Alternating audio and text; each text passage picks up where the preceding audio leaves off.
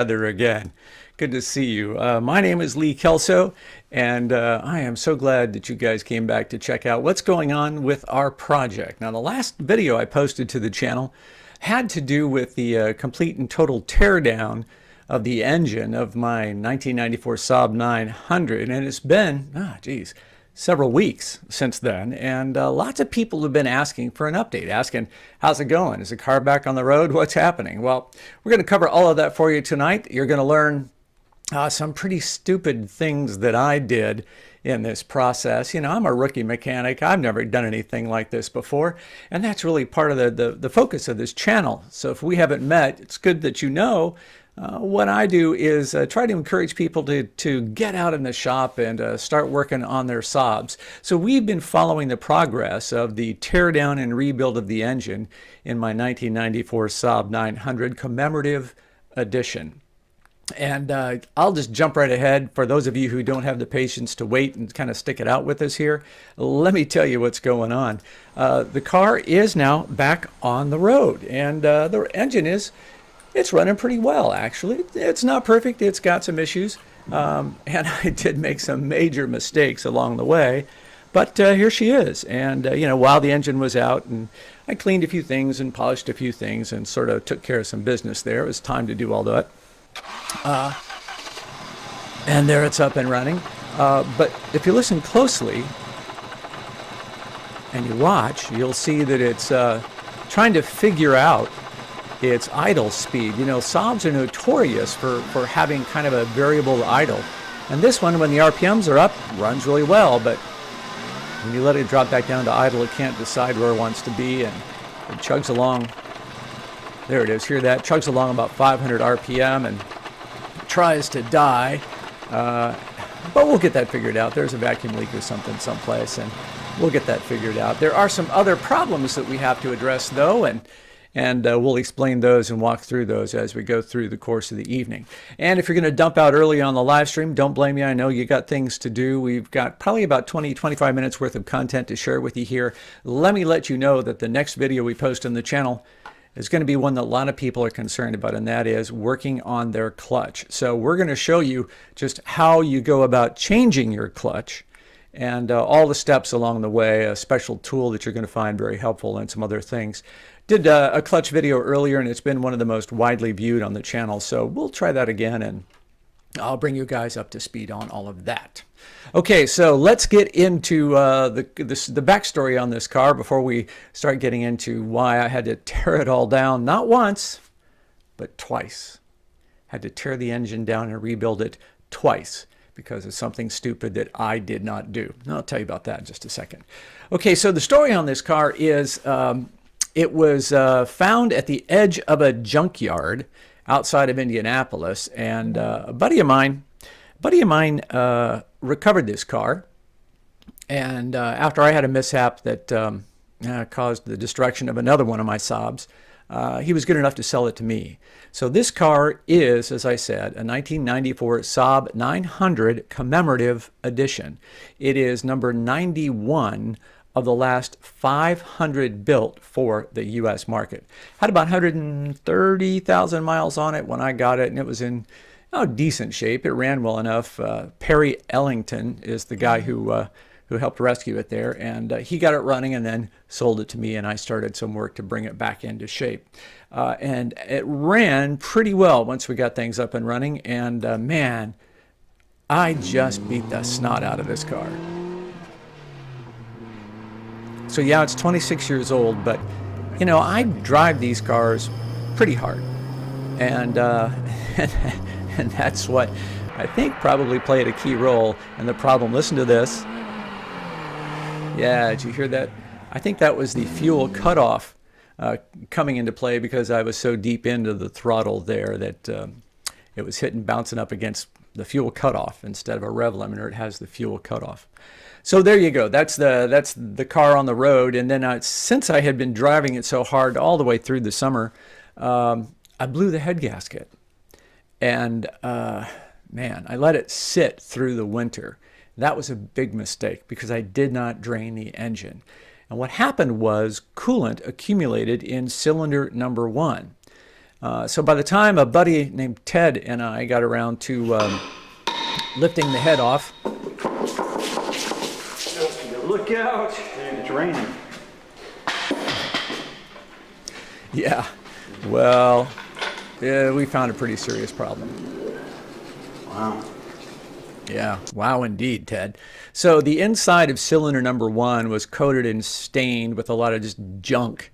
And that was bad enough, but could probably have been cleaned up. However, once we got looking at it real close, we found a bigger problem. The coolant had pitted the cylinder wall. There, you can see it right there. There's some of that pitting. And the problem there is there's no way you're going to get a good seal. The compression rings are just not going to seal up tight against that. And so this engine would probably never have good compression and leak in oil and smoke and have a bunch of other problems. So what do you do with that? Well, the thing to do was to take it out and have the block either honed and get rid of that imperfection, or bored out, make the cylinders larger, just grind away that pitted area. So that led me to pull the engine for the first time. Pulled it and then stripped it all the way down. You can see a video of that. It's on the channel where we tear the engine apart, and I take it all the way down to the naked engine block. Now, I'd never done anything like that before. It was not particularly difficult, but again, something that I had just never done. So it was a good experience to jump into that and get my hands dirty that way. And that's really, as I said, kind of what this channel is all about. Urging guys to get out in the garage and try something you haven't tried before and keep these old cars on the road. So the block goes off to an engine shop where they bored out the cylinder. They enlarged it, and that, of course, meant I had to put in different pistons. Well, here is some video that the machine shop shot for me, I think on a cell phone or something. They are honing the engine cylinder here. So the honing process is a way to make the inside of the cylinder smooth, but not completely smooth. You want to have some friction there so the compression rings can grab and create a good seal. So there they are, honing the engine block. Then they milled the top of the block, and this is the cylinder head. So they cut just a couple millionths of an inch, thousandths of an inch, off of the aluminum on the top of the head, or the bottom of the head, so that you have a perfectly smooth surface to mate to the engine block. These are the Wasner aluminum forged pistons that went back in the car, and these are supposedly a high performance piston, and there they are stacked up next to the old dirty pistons that came out. And machine shop did a good job for me there in assembling those pistons. And then it was up to me and Ted to put them back in. Now, Ted's a hot rod guy. He's built drag cars, race cars, and muscle cars all through his life. And I've never done anything like that. So I was really glad to have Ted's help getting this all back together. And so as you can see here, the block came back from the shop. I had painted it and cleaned it up a good bit. And there's Ted laying the crankshaft back in. Now, the machine shop polished the crankshaft for me, and we tested it and found that it's all within the specs.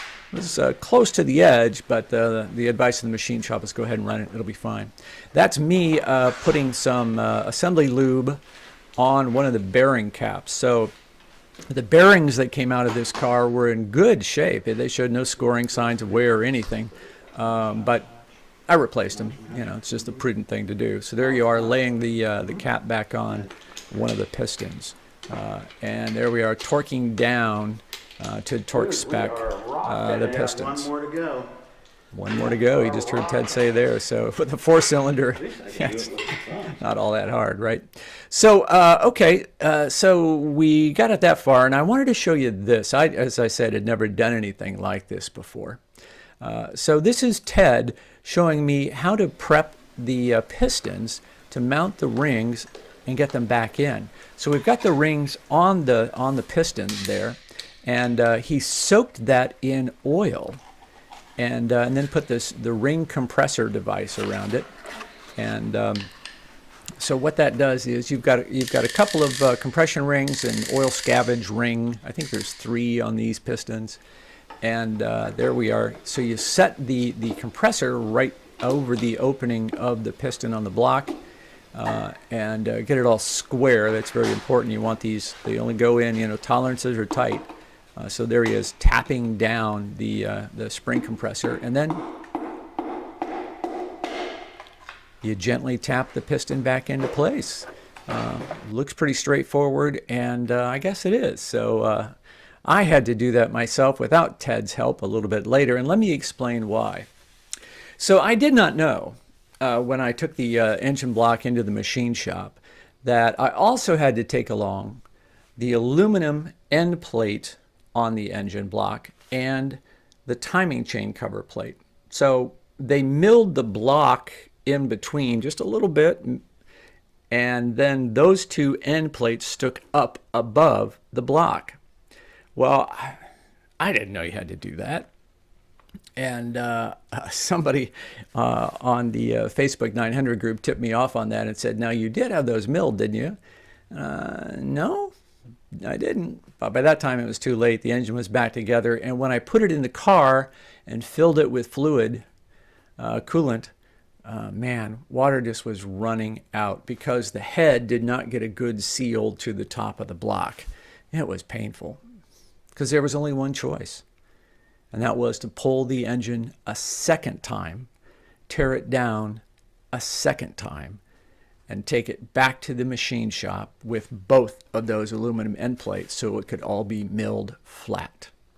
Now, the machine shop did that for me at no cost. They felt bad. They said they should have let me know that they were going to have a problem here, but whatever. I really appreciate them taking that up and doing that second bit of work for me at no cost.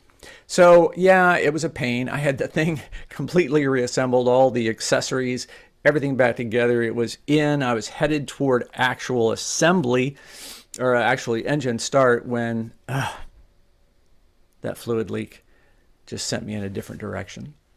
So take it out, tear it all apart again, put it back together again, and part of that process is, of course, where you mount the head back onto the block. Well, this time around, I recruited my son Steve to lend a hand here, and here we are. So put the head gasket back in. This is where it all started, right? You needed a new head gasket. So it's got a new head gasket in place, and here we are mounting the head back onto the engine block. That head's heavy, I don't know, 45 pounds, something like that, I don't know. The machine shop not only milled it, they also reseated all of the valves, changed the valve stem guides and other things. So the head, totally clean and fresh and ready to go back in. So we get the head mounted there. It's all looking good. And then you start the process of torquing it down. And, you know, I've used the Bentley manual, the SAAB Bible, the Bentley manual. And there's a very specific procedure you go through for that. You have to torque it down, to, of course, to a specific value. It's a two-stage. You torque it down this far, and then you go around a second time and torque it down, I think, to like 88 foot-pounds, I think is about right. And there's a specific sequence you're supposed to do that in, so we followed the rules on that one. Okay, so now the cylinder head is all in place and torqued down. Then what comes next is you have to set your valve timing. So this is a process by which you set the engine to top dead center. There's a mark on the flywheel that'll get that done, that guides you. And then you mount the chain gear there, the cam gear, and it's got to be, you know, tight and in place. And once you get that lined up correctly and top dead center lined up correctly, there are some marks on the actual cams that have to line up, and so you know what then is everything is timed together. The cams tied together with the rotation of the crankshaft, and that way you're not going to have valves hitting pistons, because, you know, this is an interference engine. And so what we do is put a wrench on the crank bolt there and turn the engine over a couple of times, just so you can be sure that the timing marks all line up. And they did, and so we got that all set. It's a complex It's complex. It's a detailed procedure that Bentley tells you about pretty clearly, and if you follow the rules, follow the instructions, it's really not all that tough. That is something that I had done before when I had changed a head gasket on another engine. So that was all up and running. So we got that together, and then it was just a matter of reassembling everything, attaching all the ancillary devices, the alternator, the water pump, the power steering pump, exhaust manifold, the intake system. All of those bits and pieces go back together. And, by now, I have done this a few times, so I kind of knew my way around. It was interesting, the second time I had to pull the engine out, because everything was loose. I mean, well, it was not rusted, corroded. It had been apart once before and cleaned, right? I was able to pull the engine that second time by myself in 3 hours. So it's something I'm not proud of being skilled at, but I think I've gotten there. And while the engine was out, I used that time to clean out the engine bay, of course, scrub it down real well, do a little painting. This is not going to be a show car. That's not the point. It's never going to win concourse. It's just I wanted it to be a reliable summer driver for my wife and I to enjoy. And we're getting closer. We're almost there. So I changed, while this was all apart, I pulled off the front suspension and changed all the control arm bushings. Put in a newer steering rack, changed the ball joints, tie rod ends, all that stuff. So now the front end feels nice. It's it was kind of sloppy, a little wobbly before, but now all tight, all good, and that was well worth doing. Not very difficult, and in fact, guys, I'd encourage you to get the Bentley manual and give that a go yourself. If you have a garage, some jack stands, and a few basic tools, hand tools, you can get this done. These are the suspension work particularly is something that I encourage you not to be afraid of. You can do that. You really can. So anyway, so that's all back together. Put that stuff's all back together. The engine's back in the car, and then I had a real overheating problem. Don't know what that was all about, but there was definitely exhaust leaking into the cooling system. So did I screw something up in putting the head gasket back in place? So again, guys, not proud to admit it, but I lifted the head off a second time and put in a different head gasket. Did that while it was in the car. Didn't have to pull the engine again, but that was lots more hours of work. But I learned again that, that is a job that you can do yourself. And again, you can do it with the engine in the car. It's a lot of time and some effort. But if you follow the Bentley manual, you can get that done yourself. Head gasket change on this car, not the worst thing in the world to have to do. So then new head gasket goes in, button it all down, and finally the thing starts running. So let's go back to where we started here. I'll show you the video. This is the car sitting in the driveway today. It is clean, it is tidy, and it runs well. We've got about, I think almost 800 miles maybe on this now. And the car is running well. Once you get it up above the idle, still chasing that whole idle problem. And that is such a distinctive sound, right? Nothing sounds, to me at least, nothing sounds like that. You'll see I listen to that rattle. Yeah, man, when the RPM gets low, it just struggles not to die. I did the bling thing and put that spark plug plate in red. That may go back to black. I haven't decided on that myself. See what's going on with that. But there you go. That's what's happening. And yeah, listen to it. But like I said, once you get it up into the RPM range, once it's out on the road, it runs well, makes good power. The turbo is performing as it should. It's all looking good. Once I get that idle thing worked out, like I said earlier, it can't decide whether it wants to be between 500 or 1,000 RPM. Now what I'm showing you here is the other problem I have to chase. Look at all that oil collecting in that cross member, huh? I've got an oil leak to chase. Now one of them I know specifically is dripping out of the oil return tube at the bottom of the turbocharger, and so I know exactly where that one is. And this other one, man, I don't know. but it's a pretty good engine oil leak.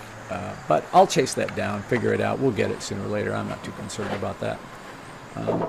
And so that is the story of a guy who doesn't really know what he's doing, tearing an engine apart, and with the help of some buddies, the Facebook group, and a lot of people who know more about Saabs than I do, was able to get that thing back together, and it is back on the road for us to enjoy this summer. So there you go, guys. I am watching if you got any questions, be happy to answer those for you. But I do hope that you'll drop by the channel and learn a little bit more about your car. That's one of the things that we try to do around here, is teach people what I learned through trial and error. And that's really how it goes. Get that Bentley manual out, be fearless, and just get after it and be amazed with what you can do. As I said, the next video coming up is going to be showing you just how you can put a clutch back together in these cars. And because of the way Saab designed the car, it's really easy to get to the clutch. There's some work involved, but again, nothing you can't do without simple hand tools, except for that special little spacer wire that really makes a huge difference. So in this video, we'll be showing you how it all comes apart, and the various components, and then how to put it all back together. So that'll go up on the channel here in, I don't know, a week or so. We'll get that up there for you and continue to make good progress on getting this 900 back on the road for what's left of summer. All right, thanks for dropping in today, and sure enjoyed chatting with you about the progress on the car. It seemed a more efficient way to do it than trying to putting it into one long video. Decided let's just get it done this way. Hope that was good for you as well. Thanks, guys. Look for the latest video that goes up on the channel pretty soon, and I will see you. And as I often say,